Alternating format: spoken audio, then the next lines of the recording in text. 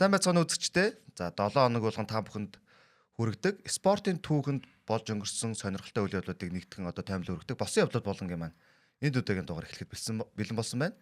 За өнөөдрийн дугаараар бид нэгэн сэдвийг онцлсон. За сүүлийн үед маш эрчимтэй хөгжиж байгаа 3-3 сагсан бөмбөг тийм Монголд эрчимтэй хөгжиж. За тэгвэл энэ годомжны сагсан бөмбөг гэдэг зүйл ер нь анхаанаас яаж ингэж эхэлтэйгээр маш хөгжиж эхэлсэн. За мөн дээрс нь дэлхийд дэр хамгийн алдартай нэг юм талбайнууд хаана гэдэг талаар битээр ярилцсан. За энэ удаагийн сонгосон сэдв маань шууд тэр яриа сагсан бөмбөг тэр тусмаа годомжны сагсан бөмбөгтэй холбоотой байгаа тий. Сагсан бөмбөгийн хөгжилд өөрсдийн гэсэн бас нэг томоохон хувь нэмрийг оруулсан сэдв болж таарч байгаа хоёлыг. Тэгээ яг ялангуяа одоо яг дэлхийд тэргүүлж байгаа Америкийн годомжны сагсан бөмбөгийг бид нар айгүй кинон дээр ч үздэг, тоглоом дээр ч харж ирсэн те. Тэгэл нөгөө нэг тоглогчдын хайлайт бичлэгийг ч гэсэн үздэг байсан. Яг тэрийг ер нь хаанаас яаж хизэнээс гаралтай, ямар утга учиртай. Тэгээд ер нь яагаад алдартай байдгийг, хүмүүс яагаад ингэ сонирхоод байдаг гэдэг талаар зүгээр чадах ятгаараа хоёлаа хамтдаа ярилцъя гэж ер нь шийдсэн. Сэдвүүд байгаа. Ер нь дэлхийн NBA жилт ер нь дэлхийн томоохон ер нь годомжид тоглож үзээгүй сагсан бөмбөгч байдаг бах тий. Тийм шүү дээ. Тийм годомжинд хүүхэд байхдаа тий байрныхаа гадаа шийдэнтэй. Монголд ч гэсэн Монголын топ бүх тамирч тоопчлт ер нь бүх сагсан бөмбөгчд байрныхаа гадаа сургуулийнхаа шийднэр гэдэг ч юм бүгдээрээ л годомжныхаа шийднээс гарч ирсэн. Тэндээсээ өөрсдөө олж авсан, мэдэрсэн ч гэдэм үү тий. Тийм байгаа. Тэгээ нөгөө нэг юу яд шүү дээ. Цэцэрлэг төрөлн дээр байдаг талбай дээр жишээ нь юу гэдгийг хөгжлийн лигийнхэн ч юм уу эсвэл ингээл ойдны лигийнхэн ер нь бол нэлээд тоглож харагддаг шүү дээ. Заримдаа дээдлийн тоглогч нар ч гэсэн яг тоглолт. Гэх мэтлэн тэр чинь л нөгөө нэг анх үүсэл хэдэн 10 жил үргэлжилсээр гад маш алдартай болсон л нэг соёл entertainment газар болсон байгаа юм л да. Тий. За, чиний сонгож авсан талбай ямар талбай байна? За, миний болохоор Rucker Park гэж нэрлэгддэг. За, Манхэттен дүүргийн Harlem, Washington Heights гэсэн ер нь тэдгэр хэсгүүд дээр байрладаг. Маш алдартай талбай байгаа. За яг түүхий эхлэлээс шууд яриа явах юм бол Holcomb Rucker гэдэг эрхэм за 1950 онд орон нутгийн ер нь бол нэг юм ажилтан байсан юм байна л да. Цэцэрлэг төрөлнгийн ажилтан. Тэгээд хүүхдүүдийг ялангуяа бага насны хүүхдүүдийг дунд ангийн хүүхдүүдийг ч юм уу бага ангийн хүүхдүүдийг годомжны тэр нөгөө нэг хэцүү амьдралаас жоохон ч гэсэн холдуулж нэг сатааруулах зорилготойгоор тэрхүү талбайг анх нээсэн байгаа байхгүй 1950 гэдэг чи хоёлоо өмнө нэг хэд хэдэн нэг дугаар дээр ярьжсэн шүү дээ. Ер нь бол 1950-аад он бол нөгөө нэг Америкийн яг тэр амьдрал бол хэцүү байсан, нөгөө арьс өнгөний үзэл өндөр байсан гэж ярьдаг. Яг тэр үед Rucker гэдэг эрхэм өргөдөө яг энэ зорилгоо эхлүүлсэн байна л да. За тэгээд анх уг нь нөгөө бага ангийн хүүхдүүдэд, дунд ангийн хүүхдүүдэд ингээд тэмцээнэ ингээд тоглолтуудаа ингээд тоглуулаад тэндээ тэмцээн зохиогоод ингээд явдаг гэсэн чинь сүүлдээ 53 он ингээд нэг 3-4 жилийн дараа нөгөө хүүхдүүд чинь том болоод ахлах high school-д ороод те явснараа илүү нөгөө томчуудын хэмжээнд жоох ингээд нэг ахлах насны хүүхдүүдэд зориулагдчих ирсэн байгаа. Цар хүрээнд тэлсэн байгаа нэг. Гэхдээ маш богино хугацаанд байгааз. Ер нь бол нэг 4 жилийн дараа, 3 жилийн дараа дээшлээд ирсэн байгаа. Цар хүрээнд. За тэгээд Rucker гэдэг яг тэрхүү эрхэм зөвхөн хүүхдүүдийг цагаа зүв болгосон өнгөрөхөөс гадна яг энэхүү талбай дээр сагсан бөмбөгийн гой сайхныг нь мэдрэг тэрнээс гадна тэдгээр хүүхдүүд бас энүүгээрээ дамжуулаад ямар нэгэн бас гоё те сагсан бөмбөгийн скаутууд нь хараад тэтгэлэгт оролцог хамрагдаг гэж хүсэж яг энэхүү юугаа нээсэн. Тэгээ зөвхөн Америк зөвхөн яг тэр Нью-Йорк төдийгүйгээр улс даяараа тархаад нөгөө улс даяар нь зүйлдэ дэлхийд дахина бидний мэддэг энэхүү талбай болсон байгаа л та. Тэгээ нэг юм 700 гаруй хүмүүс бас хүүхдүүд тэтгэлэг авсан гэж гарсан юм. Тэгэхээр ч зөвхөн нөгөө годомжинд бид нар гадаад тоглох гэж ярьдаг шүү дээ. Гадаад тоглож байгаа л скаутуудад харагдаад 700 гаруй хүүхдүүд тэтгэлэг аавна гэдэг бол маш том те. Ер нь бол Америкт тэтгэлэг аавна гэдэг чинь бас л годомжны зүгээр юм нэг юунаас тоглолтоос хараад тэтгэлэг авна гэдэг өөр бас тий. Тэгээд энэ бас талбай нэг гой зүйл нь гэвэл сүүлдээ яваанда мэрэгжлийн тоглогч нар болон годомжны сагсан бөмбөгийн одууд те эдгээрийн хоорондын өрсөлдөөнүүд илүү бүр гүн сонирхолтой болгоод ирсэн байгаа байхгүй. За тэгээд юу байсан юм л да. Ер нь бол маш олон шалтгаанаас үүдэж энэ нэг парк энэ талбай алдартай болж ирсэн байгаа. NBA тамирчид мэдчихлээ. За тэгэнгүүт араас нь тоглогч нар ирж гин, сэтгүүлч нар ирж гин, зурагч нар ирж гин те. Тэгэнгүүт энэ маань хипхоп хөгжмөнтэй бүр салшгүй нэг хэсэг болоод ингээ холдож орж ирсэн. За тэрийг хаашаага ярина. Тэгэнгүүт скаутууд нь ирж гин. За тэгээ нөгөө нэг турнаментууд нь бүр ингээ сонирхолтойгоор ингээ үргэлжлээд явж гин. Хүмүүс тэнд зүв болсон цагаа өнгөрүүлж гин. За тэгэнгүүтээ нөгөө нэг цар хүрээ тэлхийн улмаас талбай нь гоё болж гин те. Одоо жишээ нь ингээл анх ихсэн нэг талбай нь юу гэдэг сүүлдээ нэг гоё гэрэлтүүлэхтэй болоод хөгжим техниктэй болоод ингээд явангууд хүмүүсийн сонирхол ингээд маш ихээр татагдчих эхэлсэн байгаа байхгүй. Тэгээд алтан үеийн за 1960-аас 70 оны үед гэж яг үдт юм байна. Яг ингээд нэг эд үеийн яг тэр талбай. За Kareem, Julius Erving тэгээд Nate Archibald гэдэг бидний сайн мэддэг нөгөө нэг дээр үеийн нөгөө домгууд биш те. Kareem Abdul-Jabbar. За эдгээр яг энэ үед тоглолдог байсан байгаа байхгүй юу? Энэ талбай дээр NBA-ийн суперстарууд те, NBA-ийн all-starууд одууд гэхээр одоо зөвхөн Монголынхаа зөвхөн хөрсөнд аваад үзэлт те. Монголын дээд лигийн томчууд гэдэг одоо жишээ бодлоо те. ABC-ийн тоглогч нар бодонсынхан тэгээ хөлгүүдийнхэн хүрээлэнгийн талбай дээр яг тэнд ингээ нөгөө нэг N1-ийнхаа одоо жишээ те. Тэнд тоглож байгаа гэд бодоод үзэх юм бол тэнд хүмүүс очиж үзэх юм үзэн шүү дээ те. Тийм шүү дээ. Зөвхөн нөгөө нэг шүүгчтэй ингээл гоё ингээл одоо боловсон саксон мөв гэж ярих юм уу те. Яг тэрнээс ингээд нэг годомчны саксон мөв гэж бас нэг юм өөрийн нэг юм уур амьсгал аавра гэж юм байгаа шүү дээ. Тийм сүнстэй юм шиг болчихж байгаа шүү дээ. Үнэ. Тэгээд 1960-аас 70-ад оны үед яг юм алтан үе, эд үе нь явж исэн. Гэхдээ 70-ад оны сүүлээр энэхүү тэмцээн ерөөд намжсан байгаа байхгүй. Намжаад тэгээд түр намжсан байгаа. Гэхдээ яг 70-аас за нэг 80-ад оны их үед чимээг үйж жаад 80-ад оноосоо Greg Marius гэдэг эрхэм энэхүү одоо талбайг дахиад хүмүүст одоо сэргээж буцааж нөгөө модонд оруулж байгаа байхгүй. EBC гэдэг байгууллагыг байгуулснаар тэндээ ивент итгэгч болж байгаа маркетинг илүү явж байгаа. Тэнгүүтээ NBA болон streetball гэдэг яг энэ одоо зүйлийг нэгтгэж хүмүүст яг илүү хүрэх үд алганд болж ирсэн юм шиг. Тэгээд анх за нөгөө нэг US эрхэм маань нөгөө нэг Holcomb Rocker эрхэм маань болохоор өөрөө 60-аад онд бас нас орж байгаа тий. Тэгээд яг түүнийг нас орсны дараа яг ингэж уналт байсан. Уналтын дараа сэргээсэн эрхэм нь болохоор яг Greg Marius гэдэг нэртэй. Тэгэнгүүт одоо энэ талбай нэр нь болохоор Greg Marius Quartet Holcomb Rocker Park гэдэг. Ер нь бол айгу урт нэртэй. Гэхдээ нөгөө нэг анх үүсгэн байгуулсан хүний нэр паркийн нэрээр нь явдаг. Яг энэ одоо нэг талбай кортын нэр нь болохоор Greg Marius гэдэг. Яг ингэж нөгөө хамт явд юм байна. Тэгснээрээ яг нөгөө зүгээр л энэ нэрийг хэлэхэд л энэ талбай яг бүрэн одоо илэрхийлэл нь харагдгаар байгаа байхгүй. За тэгээд сонирхолтой юмнууд нь болохоор 1990-с 2000 оны үед яг түрүүний хэлжсэн хипхоп соёлтой бүр яг нягт холбогдсон байгаа. Тэгэнгүүт зүгээр энгийн жишээгээр зөвхөн нөгөө хөгжмөөс гадна нөгөө нэг рэперүүд ч өөрсдийн гэсэн багтаа оролцдог гэсэн гэж байна. Оо за өөртөө сая өнгөрсөн жил яг нөгөө нэг бүр яг хүн нөгөө хипхоп сонирхдаг хүмүүсийн мэддэг нөгөө Fat Joy гэдэг нэг рэпер байсан шүү дээ. Яг нөгөө ингээд тоглолт нь үзэгч болсон, фейлч юу яач юу гэж. Яг тэр рэпер ч гэсэн яг тухай одоо 90-ад оны сүүл дээр те 2000 оны их үед өөрийн гэсэн багтаа ингээд гоё үздэг байсан. Бас төлөөлөлсөн байгаа байхгүй. Jay-Z Нью-Йорк тийм Бруклиний том төлөөлөл те. Jay-Z бас өөрийн гэсэн багтаа байсан байгаа. За тэгэнгүүт 2017 онд яг одоо нөгөө Greg Marius гэдэг яг энэ нэрээр нэрлэгдэж явсан байгаа байхгүй.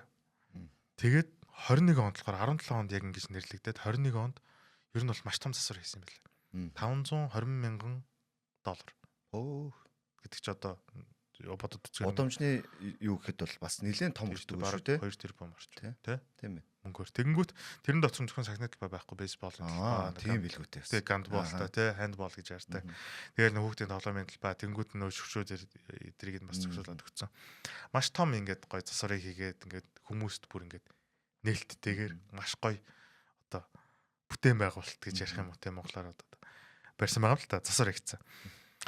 Тэгээд 2025 онд энэ Rocker Park яг энэ паркийг сагсан бөмбөгт үнэтэй хувь нэмэр оруулсан учраас үндэсний дурсгалт газар гэж бүртгэгдсэн байгаа байхгүй. Яг одоо монголоор бол нэг үндэсний өв соёлт газар гэж явдаг шүү дээ. Яг тэрэндээ адилхан үндэсний дурсгалт газар.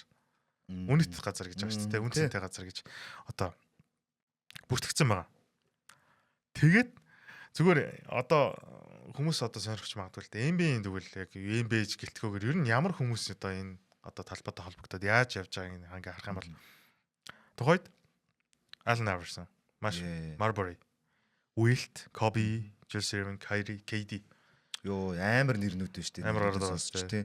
Тэгэл нөгөө нэг юм нөгөө олбор шар нөгөө өмсгөл дээр өмссөн. Ер нь бол бичлэгүүд бүр энэ тэндэг байдаг шүү дээ. Байдаг. Ингээд Iverson-ийн Manchester бичлэг гэж нэг юм мангар өөрөөсөө томцсон юм жирсэн өмссөн нэг юм туранхай жоохон залуу.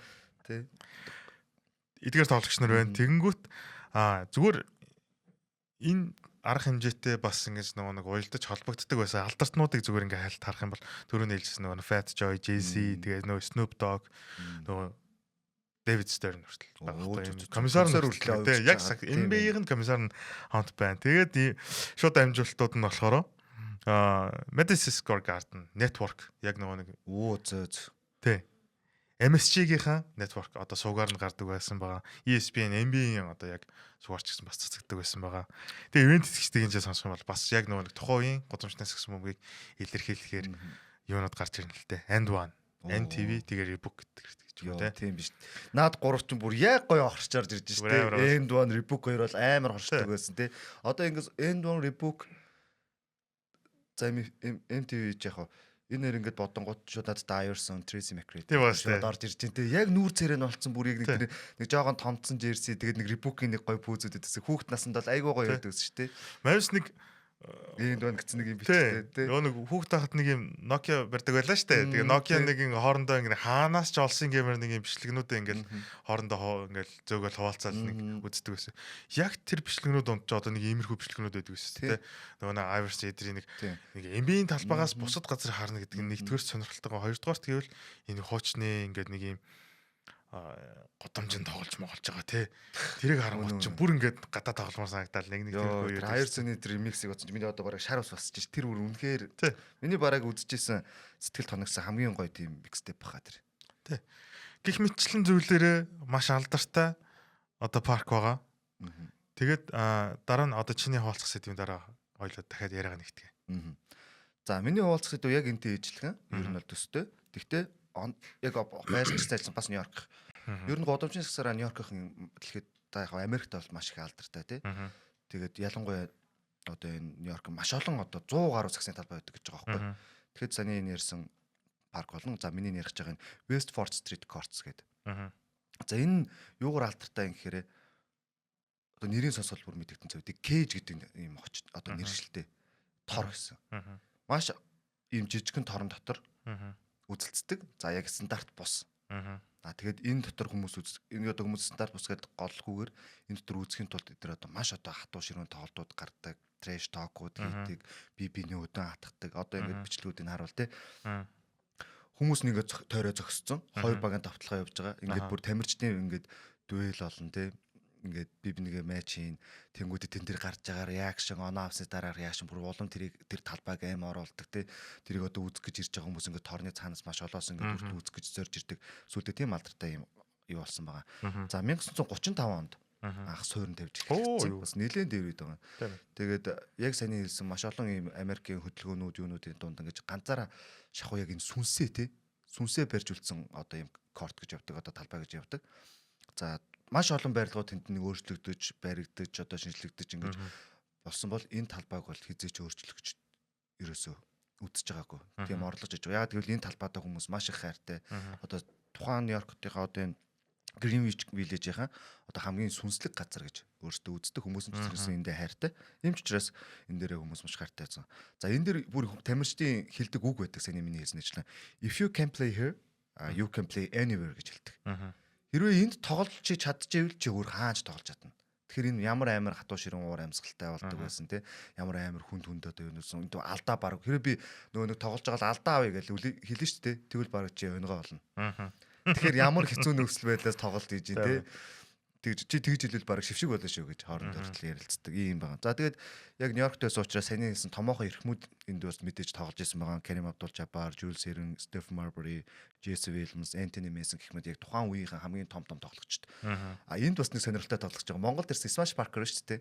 За. Энд чинь бас энэ юунаас талбаас гаралтай байна. Тэгэж ийс. Smash Parker хүртэл эндээс гаралтай байна. Аа.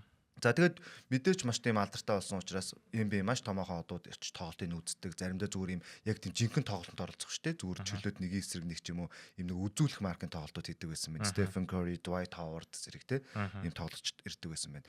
За ингээд нэлийн хүчийг авсны дараагаар одоо нэг маш олон хүмүүс нээлттэй болсны дараагаар энэ чинь бүр одоо pop соёлтойгоо бас яг чинь нээлтээрээс холдож ирж байгаа. За мэдээж одоо дууны клипүүд маш олон рэперүүдтэй хооллож хийгдэж байгаас гадна за тоглоомын зах зээлд хүртэл орсон. За бидний сайн мэддэг NBA 2K юм те. 2K дээр хүртэл энэ одоо саяны энэ гудамжийн юмудаас авч санаа хийж тоглолтод оруулсан байна. За NBA Street гэж тоглоом дээр хүртэл орсон байна. Хамгийн анх бүр 2003 онд NBA Street V3 гэсэн вершн дээр нь орж одоо яг энэ зураглалаар нь бүр яг тэр талбайныхан зураглалаар нь хүмүүст сэтлээ өгч ийм тоглоомны юунд хүртэл орсон байна. За тэгээд дээрэс нь Нью-Йоркийн маш том алдартай юм киноны продюсерууд одоо тэр чин тоглолтуудыг үздэг гэсэн байна. Ингээд боддоо Дензел Вашингтон эдэр очсон кино тоглолтыг үзчихнэ гэж боддоо.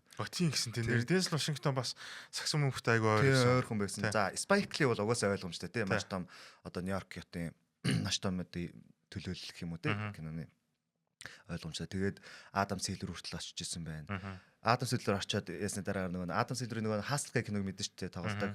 Нөгөө Хэрнэг амзидны тоглолдог. Тэр кино ч гэсэн энэ одоо энэ годомчны саксон бөмбөгийн соёлтой шууд холбогдож байгаа байхгүй тий. Яг санааг нь аваад яг годомч тэр нэг Энтони Эдвардсын нэг тийм өдөө хатдаг тий. Би бинийхээ эсрэг тоглолдог, монголдог, би бинийг чи намайг блок болчвол би чамд $100 өгье гэдэг ч юм уу. Яг энэ соёлоодаас одоо санаа авч хийгдсэн кинонууд маш их байт юм байна. За энд очсон багууд нэг тоглоод хожигдвол за баг хүлээгээд хэрэггүй баг явж исэн дээр. Тэгэхээр тэнд ямар олон багууд дараалж очдог байсан те. Тэр нь ойлгомжтой байгаа.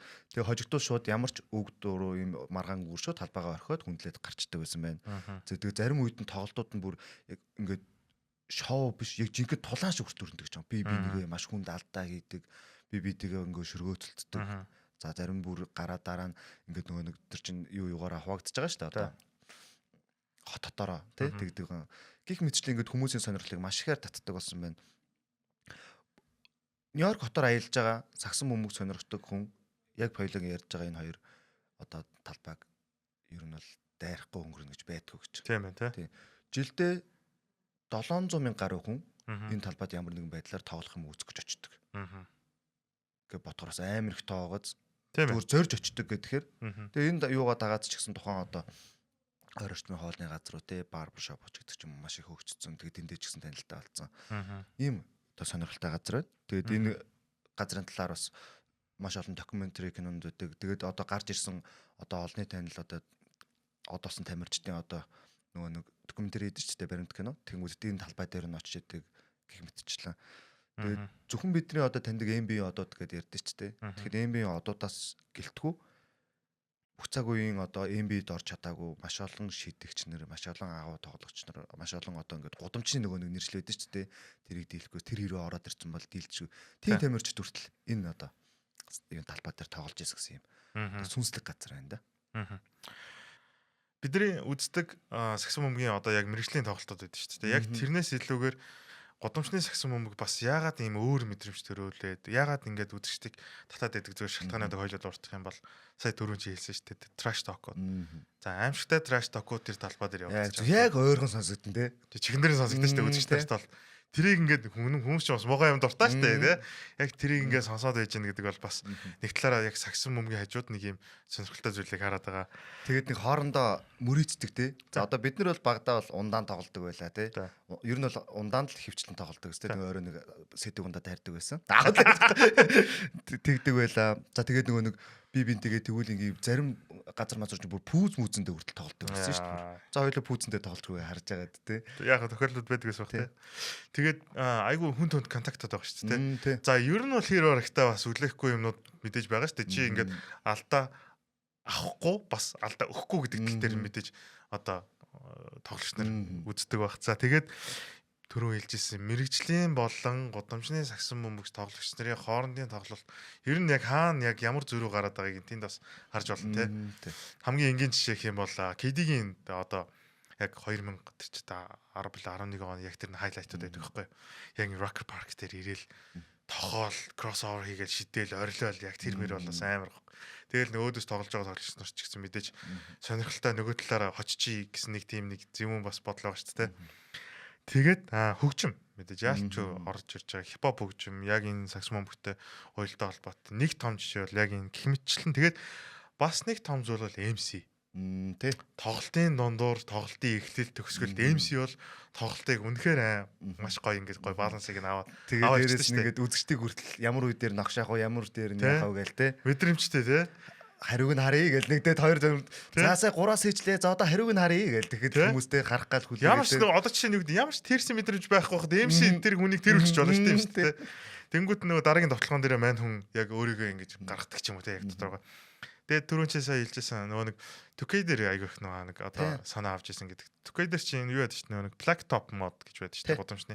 Яг тэрэн дээр ингээд нөгөө гой довтлогооны дараа үзэгчтэн талбараа ороод ирдэг те. Эсвэл нөгөө нэг MC-г ингээд орилдог ч юм уу. Тэнгүүт зүгээр my player mod дээр хүртэл бас нөгөө ингээд талбай хийсэн явдаг байхгүй. Тэнгүүт яг тэрэн дээр бас айгүй сонирхолтой зүйл гардаг. Ингээд гой өнгийн талбайтай тийм ингээд DJ нартай ингээд MC-тэй үзэгч нартай тэгэд нэг юм өдөр дандаа юм орой тоглолдог те. Тий. Амар өнгөлөг тий. Тэгээд хожоод явах юм бол цаашаа яваад хожигдчих юм бол шууд ингээд талбайгаас гарчдаг.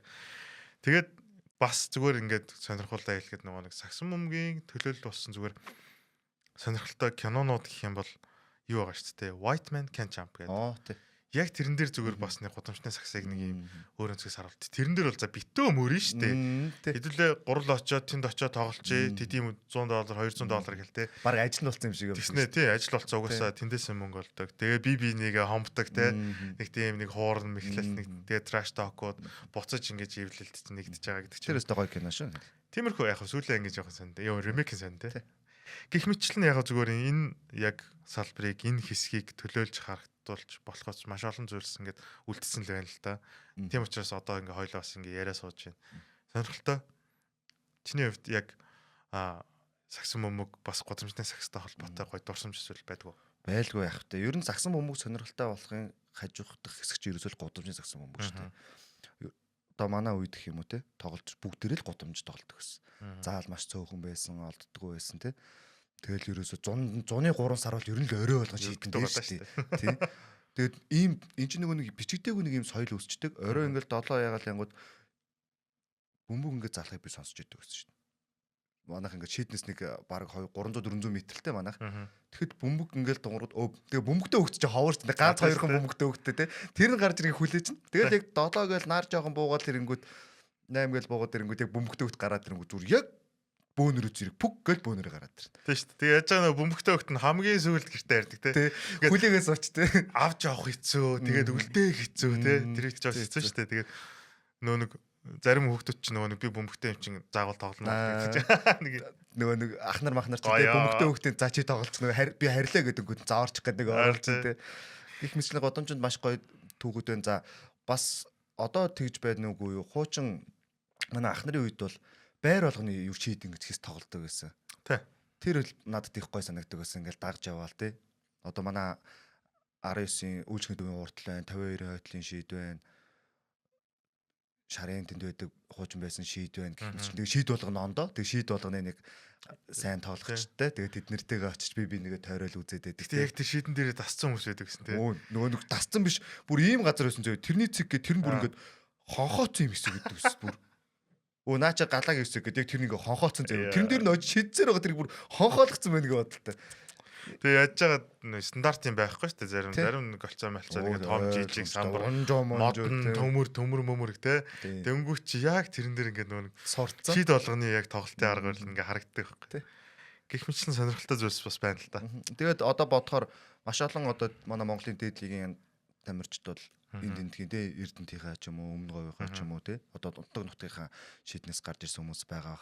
За тэг үзэгчтэй та бүхэн бас өөртөөхөө тоглож өссөн те эсвэл одоо тоглож байгаа ч юм уу гоё шийдүүдэл тэрийг бас сэтгэл хэсэд хуваалцаарай. Тэгээд хамгийн шилдэг тамирчид бол угаасаа бүгд л гудамжнаас гарч ирж байгаа. Хин ч одоо заалнаас тэг шууд сонирхолтой болоод орж ирэхгүй байгаа гэж би хувьдаа бодож байна. Тийм тэгээд өнөөдрийн ярилцсан сэдв бас сонирхолтой байсан гэж найдаж байна. Тэгээд хүмүүс ч гэсэн яг нөгөө нэг гоё дурсамжаа бас хуваалцаарай гэж хүсэж байна.